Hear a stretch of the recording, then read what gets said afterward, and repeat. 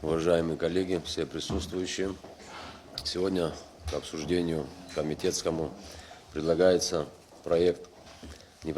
соглашение между правительством Республики Абхазия и Российской Федерации об осуществлении российскими юридическими лицами инвестиционных проектов на территории Республики Абхазия. Как нам всем известно, этот вопрос он обсуждался в парламенте на стадии проекта. Парламентом были сформированы ряд предложений и изменений к проекту соглашения. Впоследствии мы знаем, что был определенный ответ от российской стороны. После этого мы знаем, что правительство предоставило развернутый комментарий каждой поправки, которая предлагался парламентом.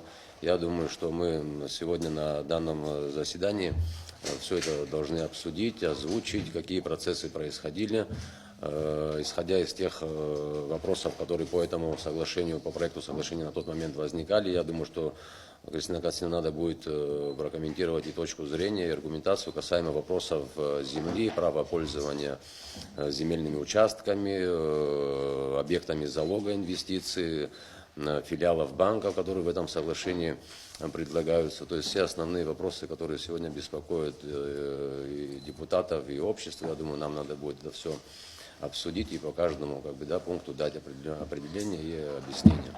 У меня один вопрос. Ваше мнение.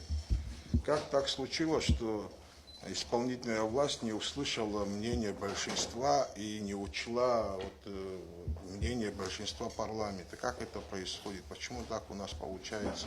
Если это мнение большинства было, почему?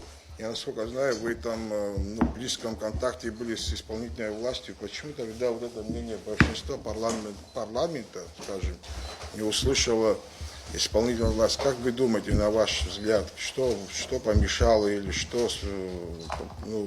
что произошло в последний момент, если у вас все это в таком близком контакте было, такой важный пункт, как многофункциональные комплексы, кстати, где вы в своем письме это как раз таки указывали, чтобы этот момент убрали.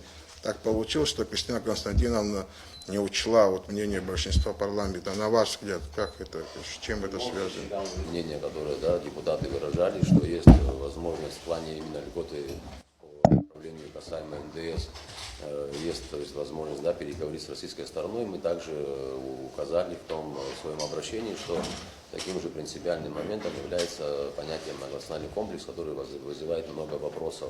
На сегодняшний день в стенах парламента тоже ведутся определенные консультации касаемо этого вопроса.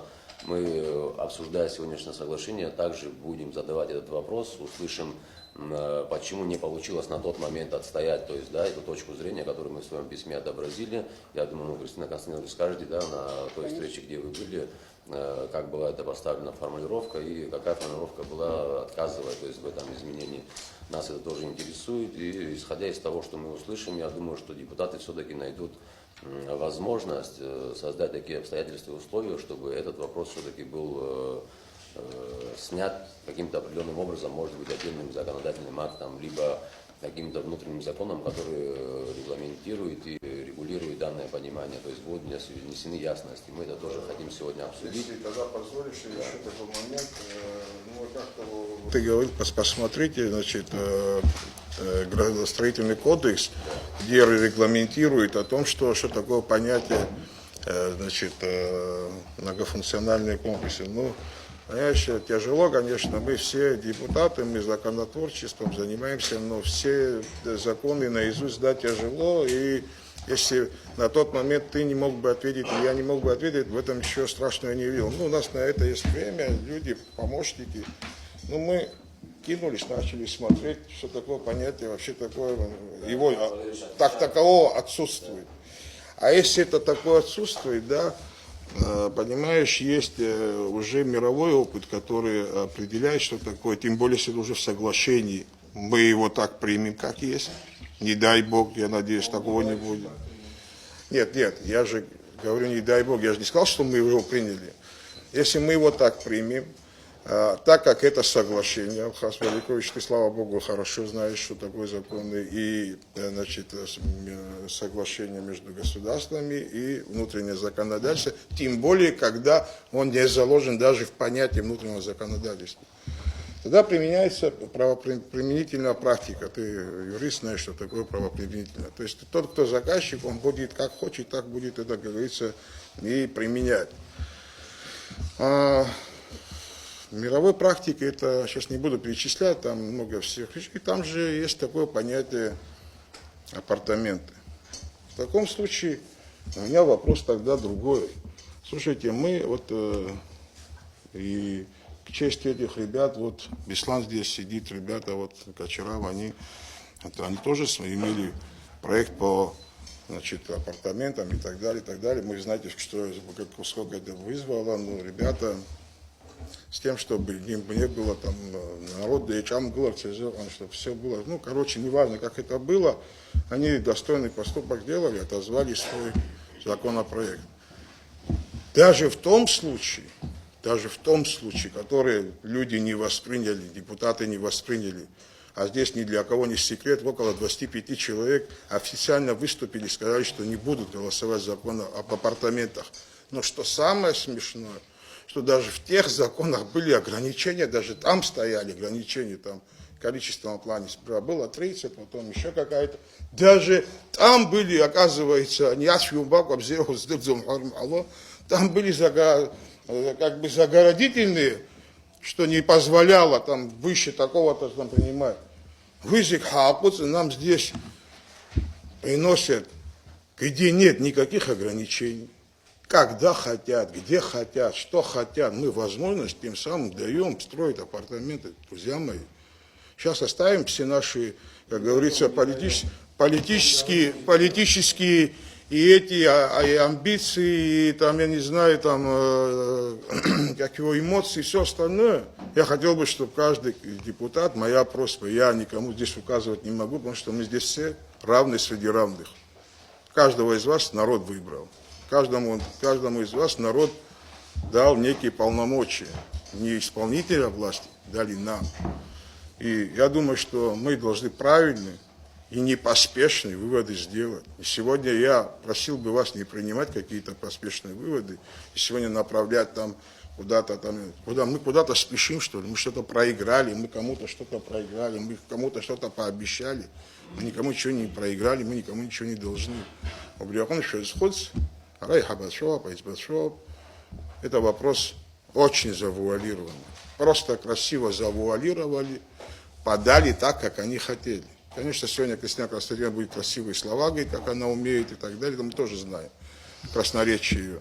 Но я думаю, что здесь самодостаточные депутаты сидят, наши коллеги. Я еще раз говорю, несмотря на политические и какие-то еще убеждения. Мы все вместе. Вот здесь даже, я не думаю, что не было ни одного депутата, который не участвовал в 20 наших замечаниях.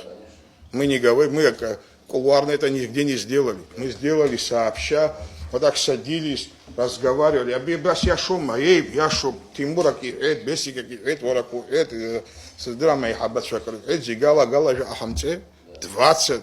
Я жала Галажа Ахцет, Варабри, Апсни Ахотху. Хара бизнес, я чувствую, создаем и эмпатию, мы же свой какой-то интерес не закладывали, мы же исходили из государственного подхода, правильно? Что вот это именно Абхазии поможет и народу нашей республики поможет. Ну, получилось как получилось, там на 2, на 3, во всяком случае ключевых мы остановились. И даже на этом я был согласен, я сказал, там 3 вопроса было, иные, апартаменты, даже 4 вопроса было. 100% выплата, то есть оплата НДС, и мой вопрос, то, что я лично сам занимался, почти месяц этим вопросом, по банкам, да. Ну, извините меня, где все вот эти, хотя бы последний на 4, на последний рубеж, на что мы согласились, где это сделано? Что за НДС 50 на 50? Или НДС снимают, или его оставляют. Я не слышал такое. Вы хорошо глаза закрыли. Иные убрали, это оставили. Если в соглашении будет отражено, что его там нету, понимаете? Ну, я имею в виду, не имеющий непосредственно к соглашению, я и тогда говорил, и сегодня я говорил, что да, он мне не очень, может, нравился, потому что в любом случае он отразится на нашем внутреннем, значит, бизнесмене, на наших, как его, людях, которые бизнесом, даже все сферы затронут. Мы все это почувствуем. Когда-то мы это все почувствуем, будет поздно.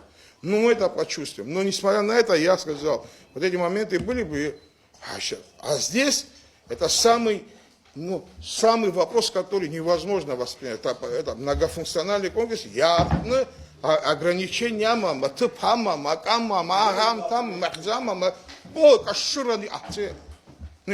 во всяком случае.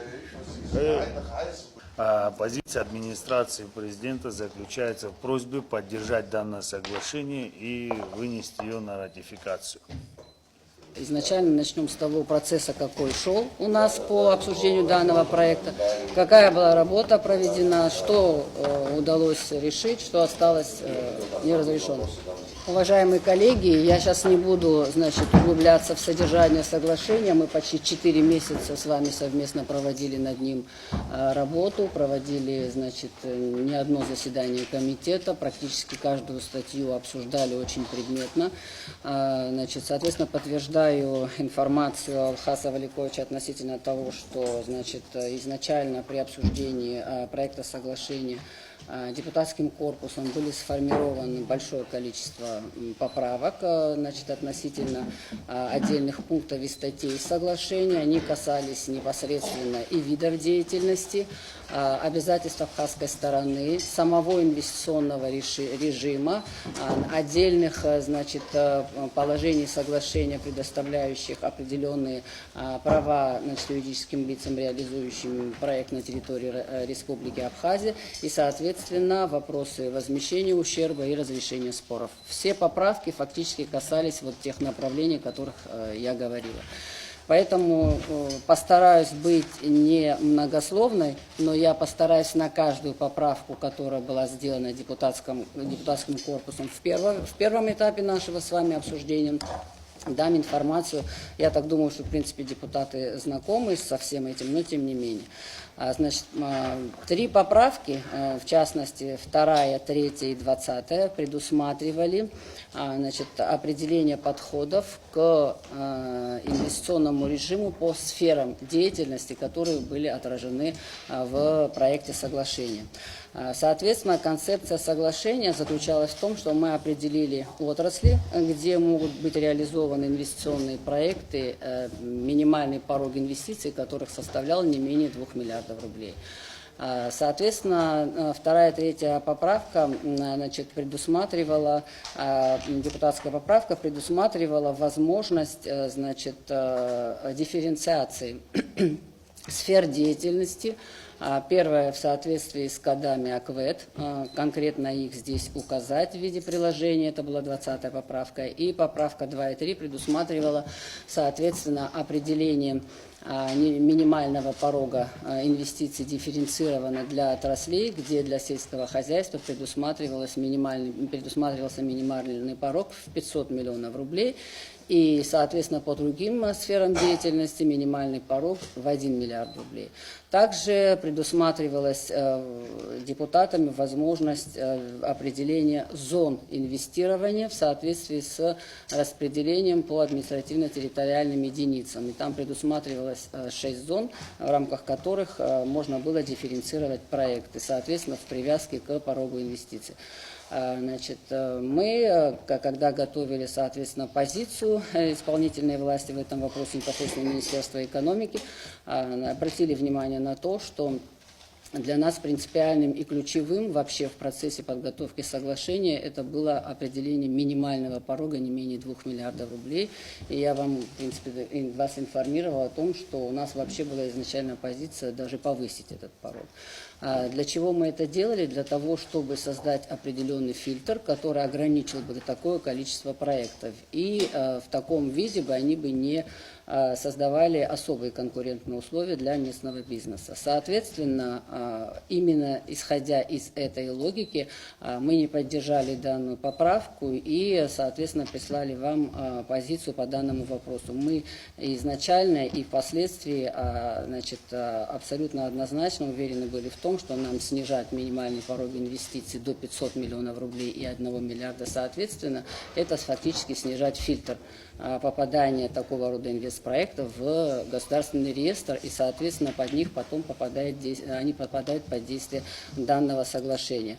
Соответственно, мы посчитали, что нет необходимости зонировать, учитывая, что мы определяем, что порог должен быть не менее 2 миллиардов, значит, в предложениях депутатов не было существенного увеличения самого порога, поэтому делить его на зоны, соответственно, уже никакого смысла не было. Сам, как вы знаете, законодательством установленный инвестиционный режим, не в привязке к данному соглашению, он определяет возможность зонирования и минимальных порогов инвестиций для местного бизнеса, который в 5,8 раз ниже, чем тот порог, который здесь установлен. Таким образом, да, это, на наш взгляд, и есть основной защитный механизм, потому что для такого рода проекта порог, я еще раз говорю, в 5,8 раз превышает тот порог, который установлен в соответствии с законом об инвестиционной деятельности. Это один из механизмов защиты местного бизнеса. Далее, значит, поправка 4. Можно вопрос на этот счет? Дело в том, что депутаты исходили из следующей логики, когда предлагали эти поправки. Первое, что есть приоритетные сферы, в которых нужны инвестиции в сельское хозяйство, и обязательно там порог делать 2 миллиарда. Что касается сферы туризма, депутаты посчитали, что в сфере туризма у нас и так есть успех, во всяком случае, в одной из частей Абхазии, да. Поэтому порог в другой части решили сделать меньше, а в части, где и так туризм развивается, выше. Но, к сожалению, это пожелание осталось не услышано. Этим продиктовывались соответствующие поправки. Я думаю, что они были рациональными с нашей стороны. Значит, следующая поправка номер 4, предлагала заменить формулировку «если к нему не приложены документы» на «если не соблюдены критерии». Речь о чем идет? Соглашение предусматривает соблюдение определенных требований, которые которому должно соответствовать юридическое лицо, представляющее на рассмотрение инвестиционный проект. Почему формулировка «представленные документы» имеет значение? Потому что именно представленные документы дают основания полагать, значит, на проведение экспертизы в соответствии тем критериям, которые предусмотрены данным соглашением. Поэтому для того, чтобы не было двойного трактования, понятие «приложенные документы», безусловно, должно сохраниться, потому что это фактически доказательство того, что заявляется изначально, и это потом возможность для уполномоченного органа, в случае, если будут нарушены эти условия, принять решение об исключении, значит, данного проекта из государственного реестра. Это фактически вопрос организационного характера, поэтому, я думаю, здесь у нас принципиальных разногласий, в принципе, и не должно было быть. Данная формулировка, поэтому здесь сохранена.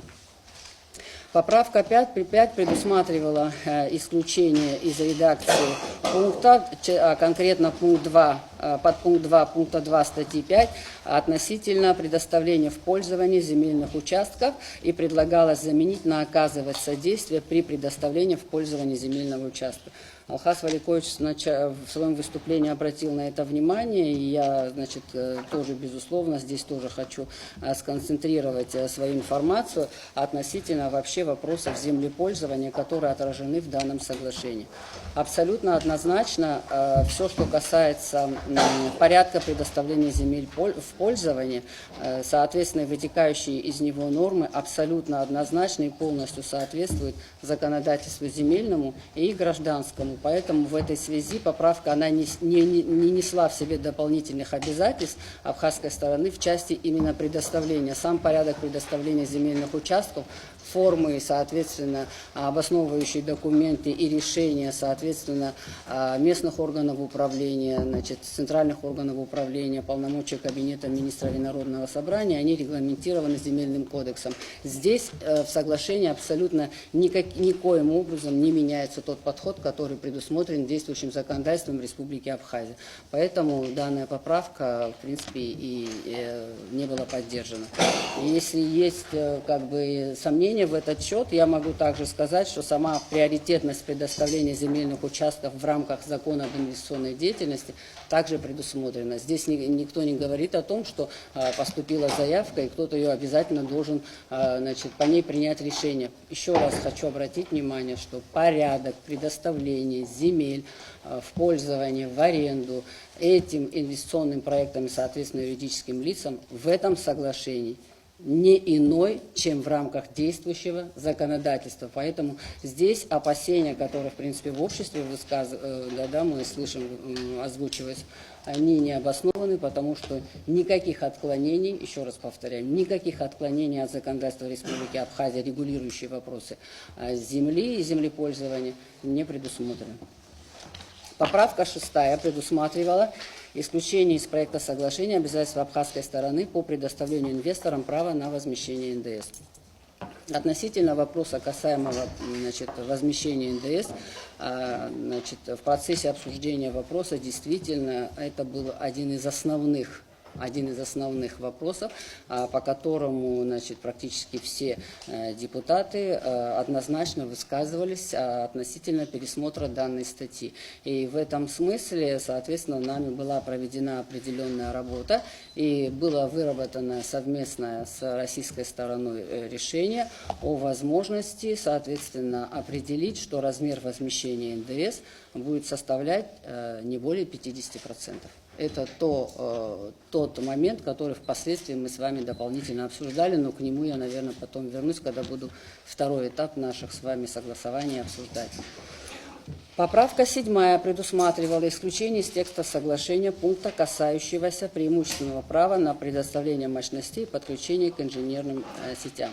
Текущая редакция соглашения определяет действительно преимущественное право на подключение к инженерным сетям. При этом здесь в соглашении есть оговорка, что, учитывая, что есть ограничения, предусматривается, что создание дополнительных мощностей будет финансироваться сторонами совместно.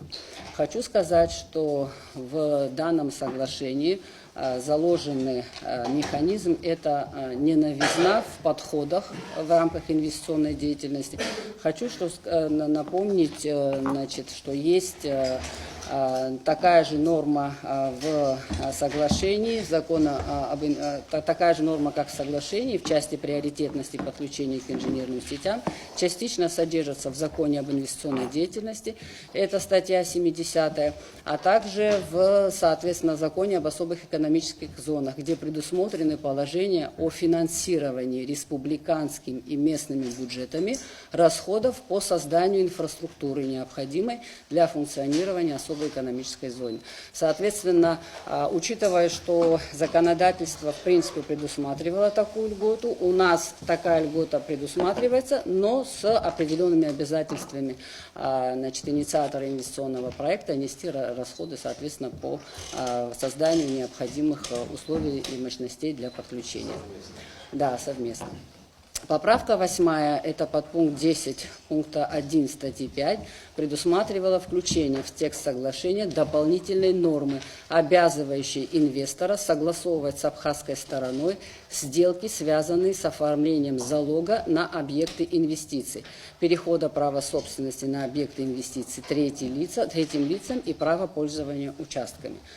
Хочу сказать, что данная норма, заложенная в соглашении, абсолютно однозначно и полностью соответствует двум статьям Гражданского кодекса Республики Абхазия.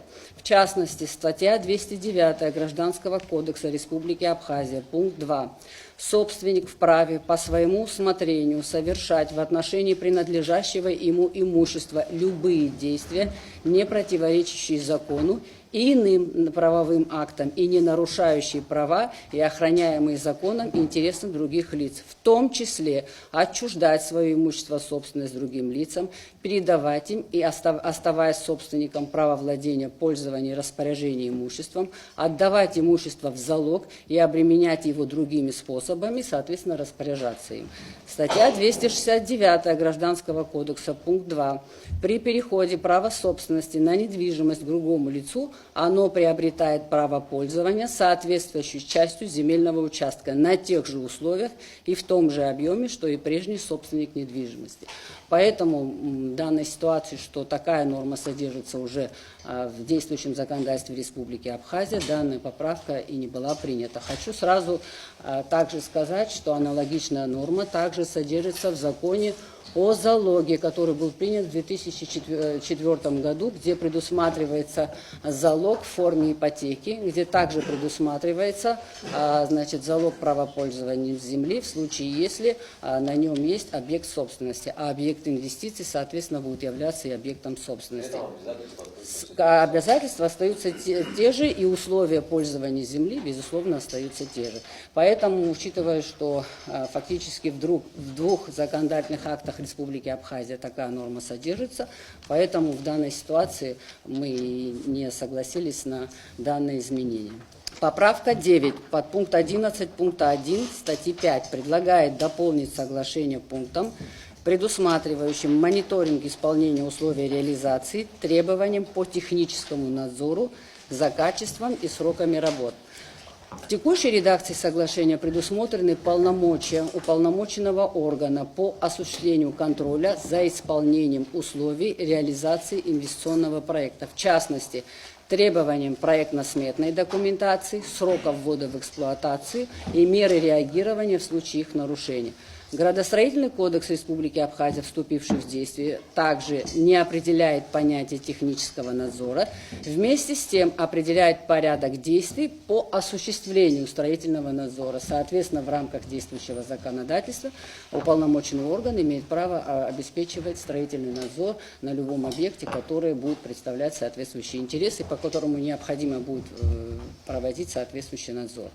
Поправка 10 предусматривала техническую редакцию и смысловую нагрузку не несла, поэтому здесь как бы комментировать, я думаю, не нужно будет.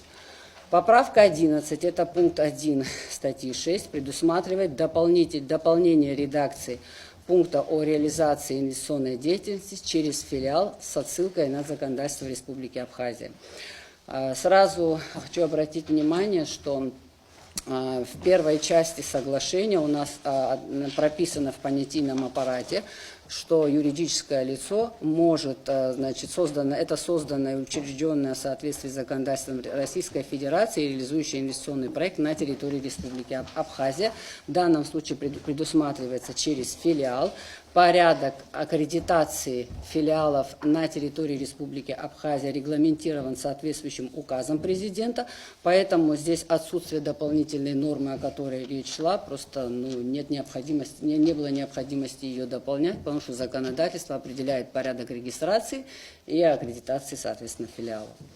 Поправка 12 предусматривала исключение пункта относительно сохранения установленных ставок платы за лесные ресурсы, порядка определения арендной платы при использовании лесного участка, действовавших на дату включения инвестиционного проекта в реестр.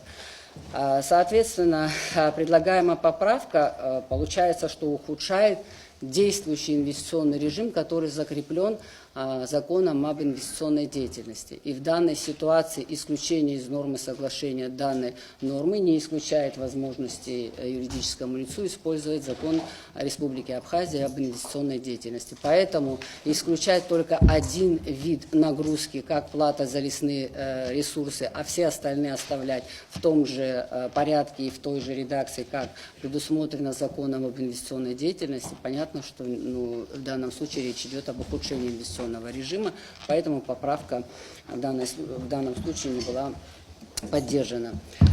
Далее еще хочу обратить внимание, что значит, конкретно в статье 25 также закона об инвестдеятельности значит, данная информация изложена в следующем виде. В случае, если вступают в силу новые, либо вносятся изменения в действующие законы и иные нормативные акты Республики Абхазия, увеличивающие размер обязанностей по уплате налогов, сборов, пошлин, иных платежей, либо устанавливающие режим запретов и ограничений в отношении реализации преференциальных инвестиционных проектов по сравнению с законами, действовавшими на начало реализации данных инвестиционных проектов, такие законы и нормативные акты не применяются в отношении преференциальных инвестиционных проектов в течение срока окупаемости, но не более срока, в течение которых действуют преференции. Соответственно, данная норма абсолютно однозначно соответствует логике закона об инвестдеятельности, поэтому она и не была поддержана.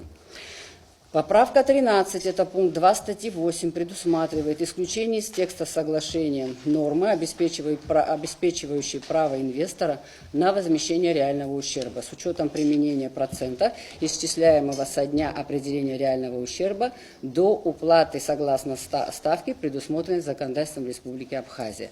Данная норма была отражена в проекте соглашения в связи с тем, что на этапе согласования вопроса возмещения ущерба абхазская сторона не поддержала инициативу российской стороны по включению в этот раздел понятия «упущенная выгода». Поэтому возможность применения процента по ставке это фактически является компромиссным решением, нежели норма, предусматривающая право на возмещение упущенной выгоды. Поправка 14, в принципе, вытекает из поправки 13 и предусматривала исключение из текста соглашения о том, что возмещение реального ущерба также распространяется к доходам, причитающихся в связи с продажей, частичной или полной ликвидацией капиталовложения. Но здесь абсолютно однозначно ограничение получается инвестиционного режима, так как данная поправка ограничивает инвесторов в праве рассчитывать на возмещение своих расходов. По сути, данный пункт вытекает, соответственно, из содержания всей статьи 8, которая касается возмещения реального ущерба и, безусловно, носит только уточняющий характер.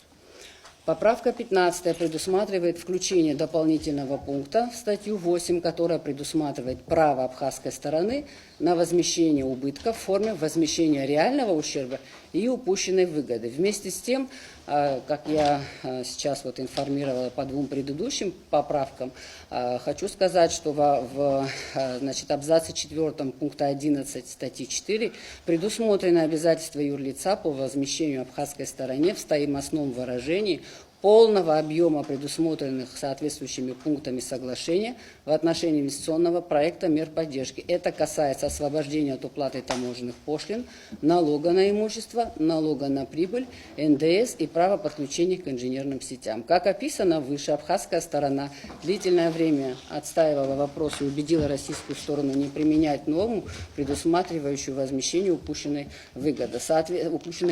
Соответственно, в случае, если бы мы приняли бы данную поправку депутатскую, то, соответственно, она зеркально отражалась бы на право российской стороны требовать упущенную выгоду. Поэтому она и не была поддержана.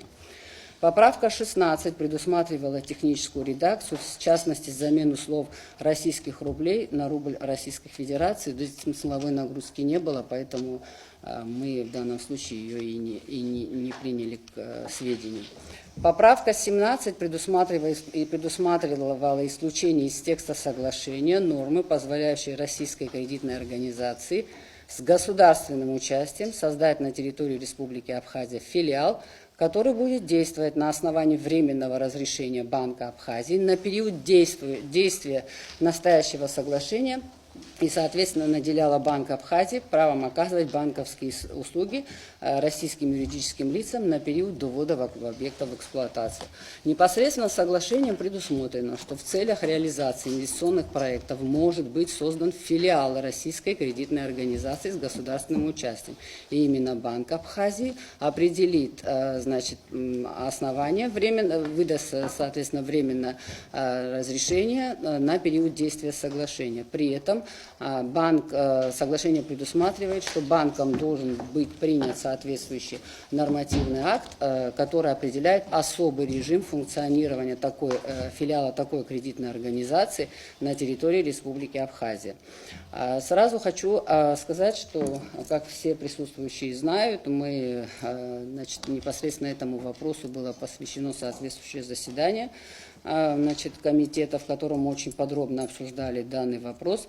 Также хочу еще раз подчеркнуть и сказать, что данное соглашение, в этом соглашении предусматривается норма, которая разрешает создать филиал, фактически вытекающая из закона об банках и банковской деятельности, где предусмотрено, что в рамках квоты на территории Республики Абхазия может быть создана дочерняя структура кредитной организации, в частности, любой.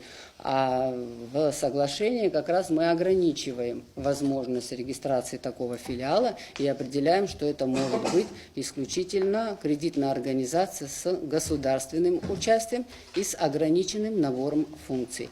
И здесь заложена норма, при которой юридическое лицо, реализующее инвестиционный проект, имеет право обслуживаться в данном филиале до ввода объекта в эксплуатацию. После ввода объекта в эксплуатацию это юридическое лицо должно иметь счет в любом коммерческом банке Республики Абхазия для последующей своей деятельности. Филиал, кроме проекта инвестиционного, не обслуживает никого. Соответственно, никто другой. Нет, там и не допускается. Это четко будет прописано и в инструкции. И здесь четко указано, что это только для этих. Там есть разница в порядке регистрации, есть разница в обязательствах между дочерней структурой и филиалом. И в этом смысле здесь и представитель Национального банка был, в принципе, эта статья фактически в полном объеме фактически согласовывалась и определялась как концепция этого подхода Национальным банком. И здесь как раз идет предусмотрен абсолютно защитный механизм для коммерческих банков, потому что это привязано исключительно к реализации этого соглашения. Поправка 18, тут немножко не была понятна суть поправки, поэтому в действующей редакции, сама действующая редакция полностью соответствовала смысловой нагрузке. Я думаю, что, может быть, там, наверное, изначально что-то другое предусматривалось, но текст был не до конца развернут. Поправка 19 касалась пункта 2 статьи 10 и предусматривала, что инвестор при недостижении согласия путем переговоров имеет право обращаться в компетентный суд Республики Абхазия. То есть, в текущей редакции соглашения предусмотрено право выбора либо в компетентный суд Республики Абхазия, либо в арбитражный суд, учрежденный или функционирующий в соответствии с арбитражным решением Комиссии Организации Объединенных Наций по праву международной торговли. Действующее законодательство регулирует следующий порядок. Пунктами 4 и 5 статьи 29 Закона Республики Абхазия об инвестиционной деятельности предусмотрено обращение лица в третейский суд, арбитраж, в том числе иностранный, и в ином порядке, установленном законодательством и международными договорами. Соответственно, международным договором, который также регулирует данный вопрос, является соглашение между правительством Республики Абхазия и правительством Российской Федерации о поощрении и взаимной защите инвестиций, которое было подписано в 2009 году. Соответственно, там предусмотрено право обращения в компетентный суд Республики Абхазия или в арбитражный суд, учрежденный и функционирующий в соответствии с арбитражным регламентом Комиссии Организации Объединенных Наций по праву международной торговли. Соответственно, текущая редакция соглашения абсолютно полностью соответствует статье 29 Закона Республики Абхазия об инвестдеятельности и статье 6 Соглашения между правительством Республики Абхазия и правительством Российской Федерации о поощрении и взаимной защите инвестиций, поэтому она и не была поддержана. Это то, что касается первого этапа консультаций по проекту соглашения. Далее, после обсуждения данного вопроса, как вы, Алхас Валикович, отметили, мы в официальном порядке направляли развернутый комментарий в адрес комитета для того, чтобы вы могли предметно изучить те основания, по которым исполнительная власть, в частности министерство, обозначило свою позицию. Впоследствии было дополнительно еще предложение относительно принципиальных вопросов, которые касались непосредственно вопроса возмещения НДС, а также формулировки иные объекты размещения и многофункциональные комплексы, которые были отражены в сфере деятельности туризма. Значит, в рамках проработки данного вопроса были проведены соответствующие переговоры с российской стороной. Сразу хочу обратить внимание, что, как вы знаете, итоговая редакция проекта соглашения была утверждена распоряжением правительства Российской Федерации еще в 2023 году. Соответственно, еще до принятия соответствующего закона Народным собранием, парламентом Республики Абхазия об обязательном информировании парламента о принятии или рассмотрении проектов международных договоров. Соответственно, следуя логике данного закона,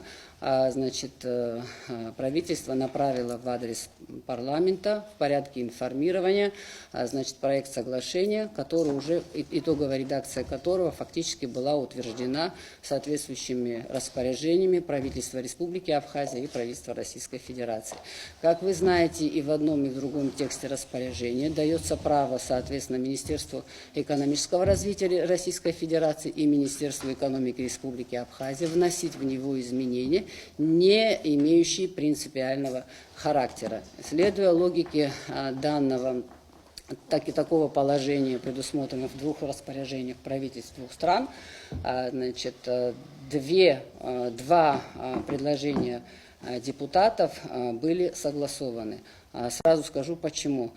Что касается вопроса возмещения НДС, как вы знаете, в проекте соглашения не был указан размер льготы. То есть у нас было предусмотрено только право на возмещение НДС, а, соответственно, размер этой льготы, то есть это 100% или 50%, там, соответственно, не был предусмотрен.